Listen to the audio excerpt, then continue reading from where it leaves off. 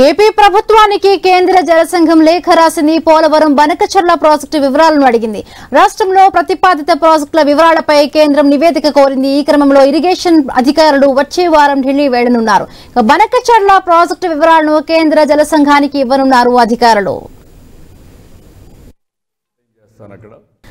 దీనికి సంబంధించి మరిన్ని పూర్తి అప్డేట్స్ మా కరెస్పాండెంట్ గణేష్ అందిస్తారు. గణేష్, బిందు బనకచర్ల ప్రాజెక్టు విషయంలో అయితే సందిగ్ధత కొనసాగుతూనే ఉంది.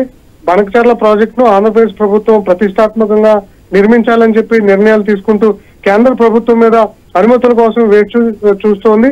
ఇదే క్రమంలో తెలంగాణ తరఫున సీఎం రేవంత్ రెడ్డి, ఉత్తమ్ కుమార్ వీరంతా కూడా అటు కేంద్ర జలశక్తి వద్ద కూడా కొంత తమ వాదనలు బలంగా వినిపించడంతో కొంత ప్రభావం కనిపించినట్లు ఇవ్వడం జరిగింది.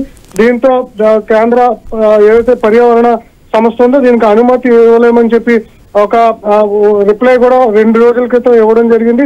అంటే 3 సూచనలు చేయడం జరిగింది. ఇదే క్రమంలో ఒకటి, ప్రాజెక్టు ప్రతిపాదనలు కేంద్ర జల సంఘం సహాయంతో వరద నీటి లభ్యతపై సమగ్ర అధ్యయనం చేయాలని చెప్పి ఒక పాయింట్. రెండోది, గోదావరి నది జల వివాద పరిష్కార ట్రిబ్యునల్ అవార్డు 1980కి విరుద్ధంగా ఉందన్న ఆరోపణలు పరిగణలోకి తీసుకోవాలని చెప్పింది. ఈ విధంగా కొన్ని అంశాలను పరిగణలోకి తీసుకోవాలని చెప్పినటువంటి సందర్భంలో కేంద్రం అయితే ఒక లేఖ అయితే రాష్ట్ర ప్రభుత్వానికి రాయడం జరిగింది. ఇదే క్రమంలో ఢిల్లీ వెళ్లేందుకు ఇరిగేషన్ శాఖ అధికారులు ఆంధ్రప్రదేశ్ నుంచి సిద్ధమవుతున్నారు. బనకచర్ల ప్రాజెక్టు వివరాలు కేంద్ర జలశక్తి వద్ద ఉంచేందుకైతే ప్రయత్నం చేస్తున్నారు. ఇదే క్రమంలో బనకచర్ల ప్రాజెక్టు అంశంలో కేంద్రం నుంచి ఎలా పాజిటివ్ రెస్పాన్స్ వస్తుందా లేదనే తర్వాత చూడాల్సి ఉంది. Right, thank you Ganesh, thanks for the updates.